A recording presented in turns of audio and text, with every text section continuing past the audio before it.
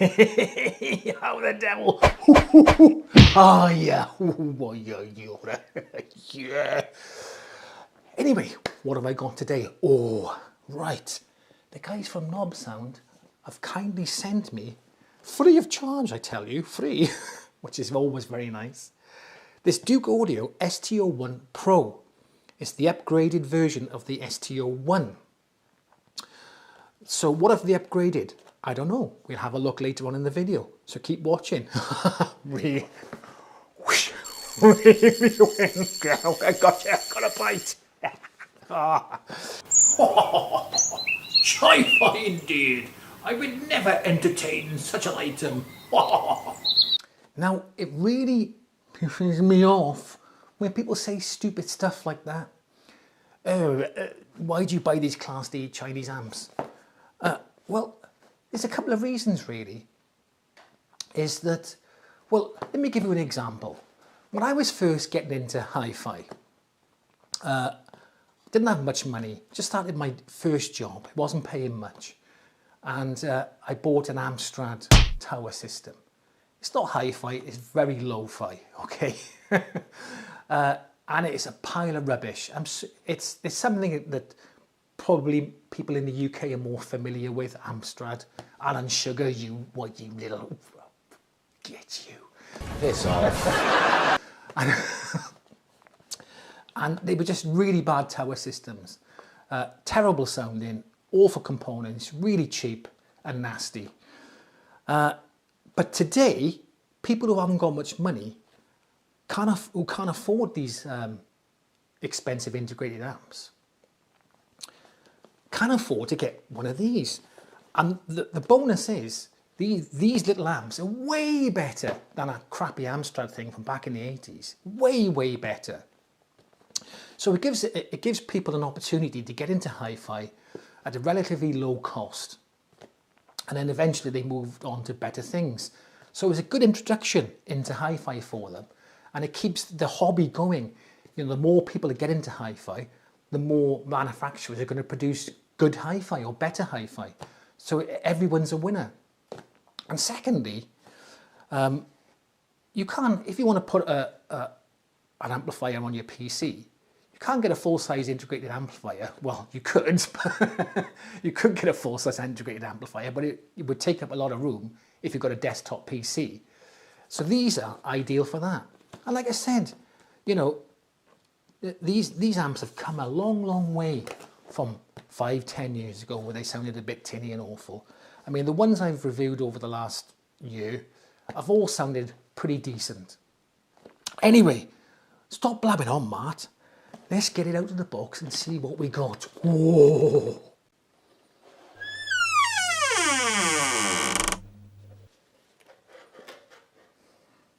So what have we got? We got a warranty. We got some instructions. So there's the instructions there. Nice little booklet. There we are. Got the PC cable here to connect the PC. Optical cable. You got a little remote. It's worth mentioning the remote. It's a standard basic remote. It's quite light. It takes 2 AAA batteries, which are not supplied, by the way. What? Okay, you got a couple of buttons that don't function with this amp. They must be for another amp, possibly. You got M1, M2, M3. They do nothing. And these number buttons here do diddly squat. Okay, you got a standby button on off. You got your select button here. If you can see that on there, you can select through your RCA, your optical, all your inputs here. At the top, you got your Bluetooth and USB, and you've got your volume there then. Okay, up and down, and play and pause. And that's pretty much play and pause you can use for your USB. And I think your Bluetooth as well, and skip to the next track. It's also worth saying that if you want to play your USB through this, don't lose the remote. because you can't go through the tracks unless you've got this remote. There's no way on the amp to move through the tracks. If you want to skip a track, you need the remote. So don't lose it. Okay. You got your mute here. Oh, sorry, I just muted myself then.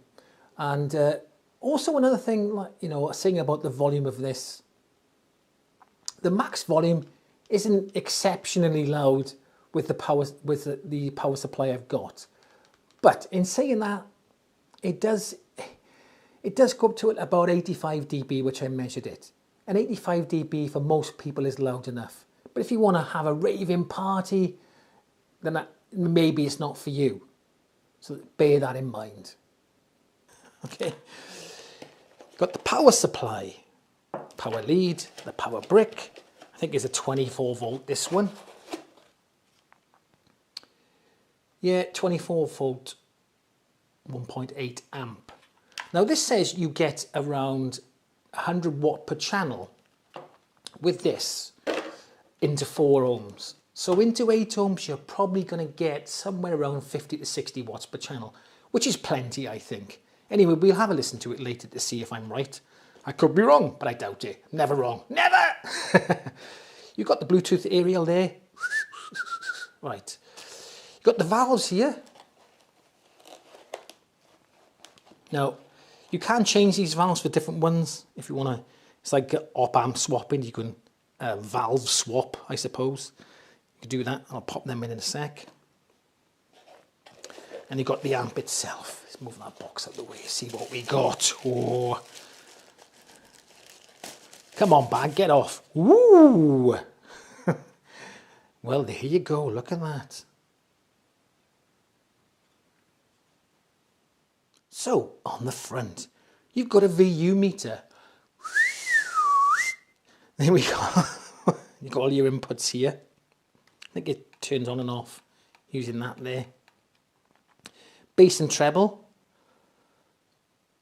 There's no clicky bit in the middle. I always like a little bit of a, where you know they've got that central little notch where you know you're exactly spot on. I mean, you can see it with your eyes, but it would be nice to have that little notch there.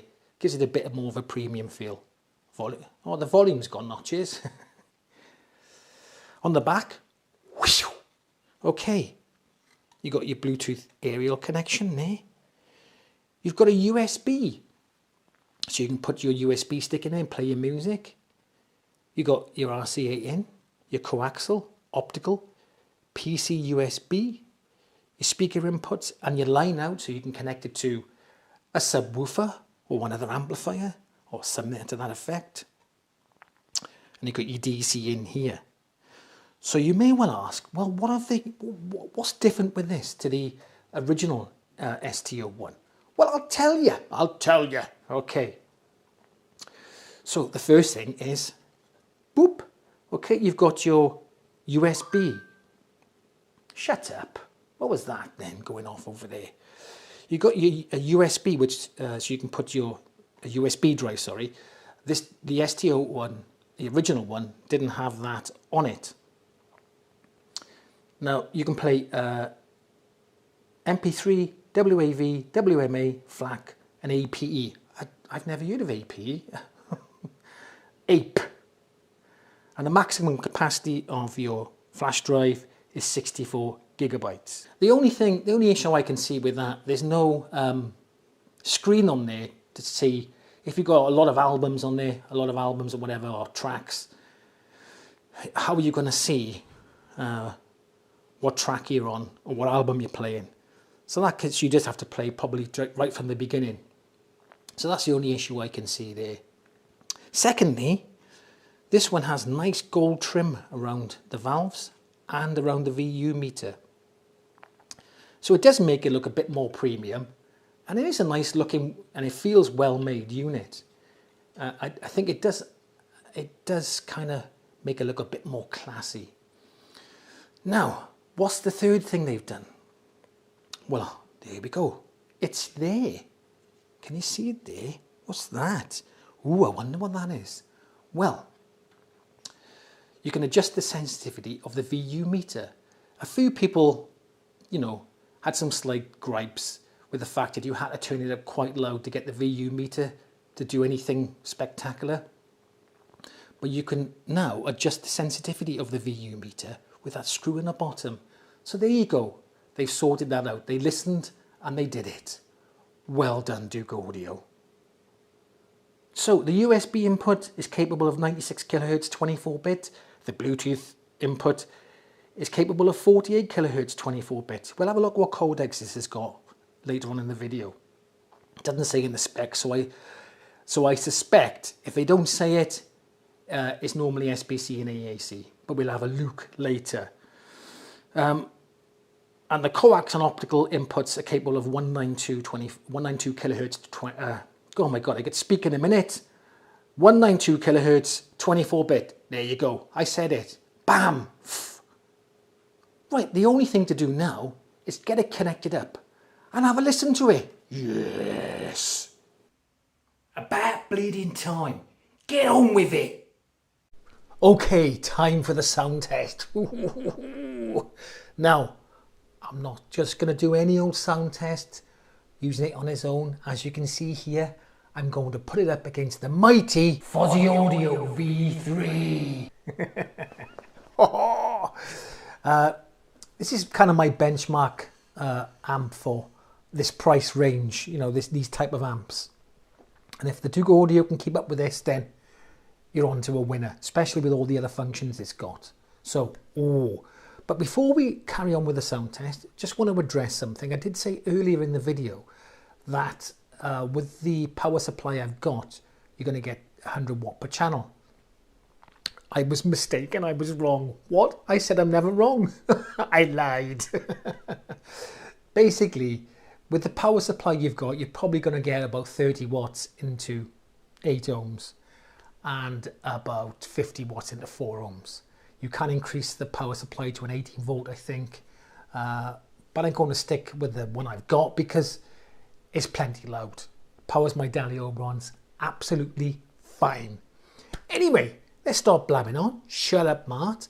Let's get on with the sound comparison between the Douk Audio ST-01 Pro and the Fuzzy Audio V3. Ooh, come on.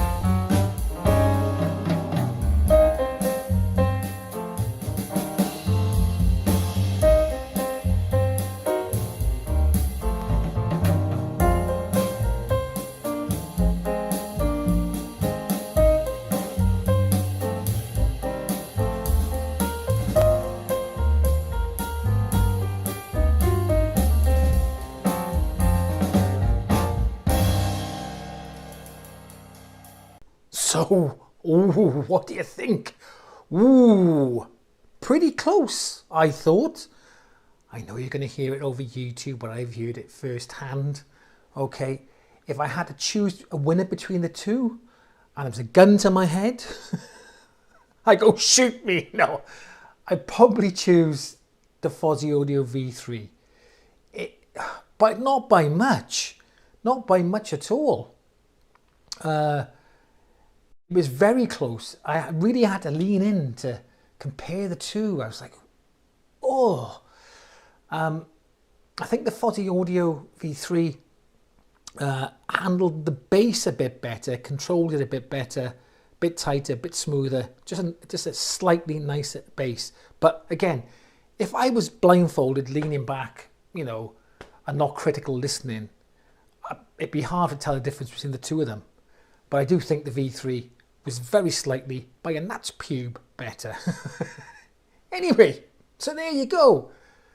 The Douk Audio ST-01 Pro, in my opinion, is recommended. It's pretty good. And also, considering it's a tube amp as well, and a lot of people say tube amps don't sound as good as, you know, non-tube amps, if that's the word, okay? But I thought this sounded very good. Looks lovely. Doesn't it look very nice, okay? Yeah, and sounds good. You can't go wrong with it, really. The Bluetooth is, almost forgot to say, the Bluetooth, sorry, what? The Bluetooth is only SBC. And that's a little bit disappointing because in this day and age now, you should be getting at least aptX HD at the minimum. I mean, SBC is getting on a bit now, so, you know, I think that, but, you know, in saying that, the Bluetooth sounded okay, pretty stable, no dropouts or anything like that, good range on it, so no problems there. Just would have been happier if it was aptX HD or above. Anyway, so there you go. Okay, that's come to the end of the video. If you haven't subscribed yet, what's wrong with you? Get in and subscribe. Come on, sort it out. You can always unsubscribe. You can what? You can do what? What can you do? Unsubscribe. That's what I said. Yeah. What and what? You can always unsubscribe later on. Okay, if you think I'm a dick. Anyway, I'll catch you in the next video.